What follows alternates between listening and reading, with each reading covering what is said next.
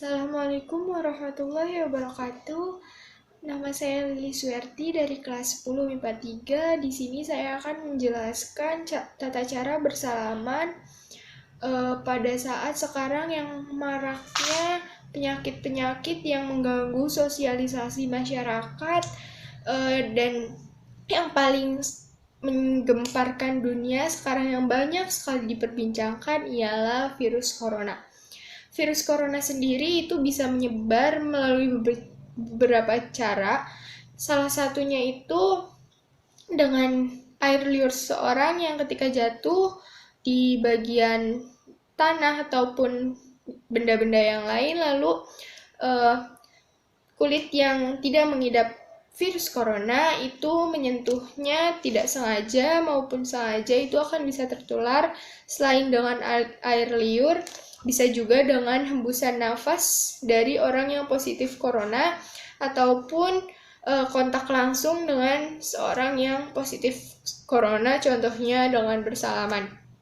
Di sini saya akan menjelaskan tata cara bersalaman saat tatap muka. Jadi tata cara bersalaman saat tatap muka, yang pertama salam nastase. Salam nastase ini dianggap salam yang paling ampuh, yang paling bisa untuk mencegah tertularnya virus corona. Salam nastase ini awalnya dikembangkan di daerah India. Salam ini pun hanya mengatupkan telapak tangan dan jari, lalu ditaruh di depan dada dan kita membungkukkan sedikit badan kita. Selain salam nastase, ada juga salam siku. Salam siku ini memang kita bersentuhan langsung, kontak langsung dengan orang lain atau lawan bicara kita yang kita tidak tahu itu sudah positif corona atau belum. Tapi salam siku ini dianggap ampuh juga, walaupun tidak benar-benar dianjurkan, tapi dianggap wajar. Karena bagi saya sendiri yang khususnya di Indonesia yang mayoritasnya ialah Islam, kebanyakan ialah memakai pakaian yang lengan panjang. Jadi jika kita bersalaman dengan orang lain itu tidak langsung menyentuh kulit dari tubuh kita, tetapi menyentuh kain yang kita pakai. Lalu salam kaki. Salam kaki ini memang sebagian orang menganggapnya itu tidak sopan ataupun aneh. Tetapi di saat maraknya atau menyebarnya wabah virus corona yang banyak diperbincangkan orang, yang membuat orang itu takut akan tertular virus corona, akhirnya salam kaki ini tetap diwajarkan. Dan di luaran sana pun sudah banyak orang yang menggunakan salam kaki karena hanya menempelkan bagian tubuhnya di bagian bawah saja atau hanya di telapak kaki.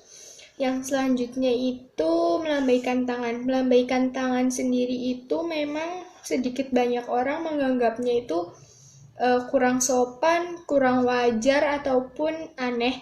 Tapi dengan maraknya atau beredarnya wabah virus corona ini yang bisa menular melalui kontak langsung dengan penderita, itu salam dengan melambaikan tangan sangat diwajarkan dan banyak dilakukan oleh orang-orang. Dan sekarang salam dengan melambaikan tangan itu dianggap salam yang paling efisien karena kita tidak kontak langsung dengan orang, maka sedikit sekali persentase penularan dari virus corona. Yang selanjutnya saya akan menjelaskan tentang bagaimana caranya menggunakan media sosial ataupun internet secara bijak.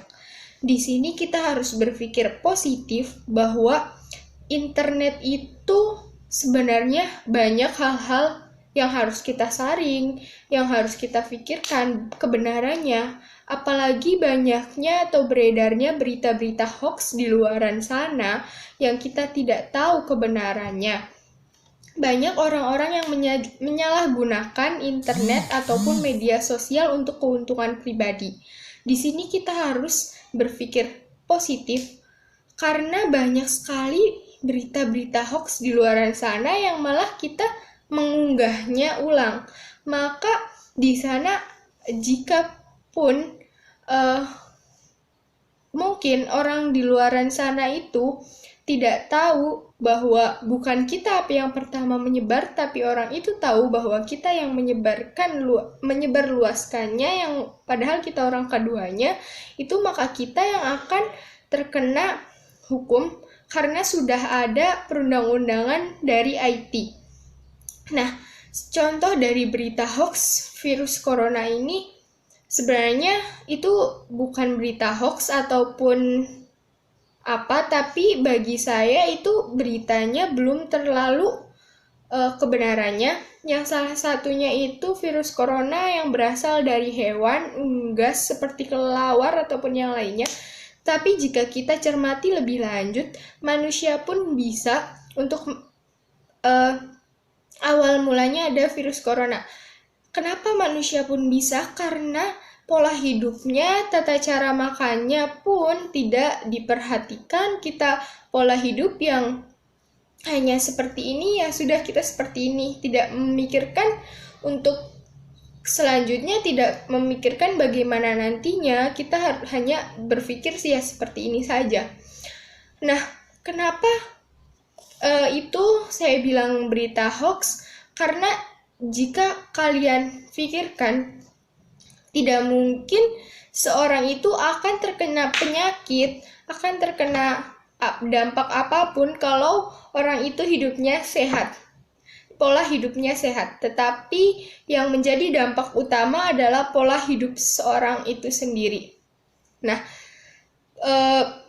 berita-berita hoax seperti itu ataupun yang lainnya itu banyak sekali sekarang yang mengunggahnya, dan saya hanya berpesan untuk semuanya, jangan termakan omongan orang ataupun berita-berita hoax, apalagi sampai kita mengunggahnya atau kita yang menyebarluaskan berita tersebut. Sekian dari saya, kurang dan kurangnya saya mohon maaf. Wabillahi taufiq wal hidayah. Wassalamualaikum warahmatullahi wabarakatuh.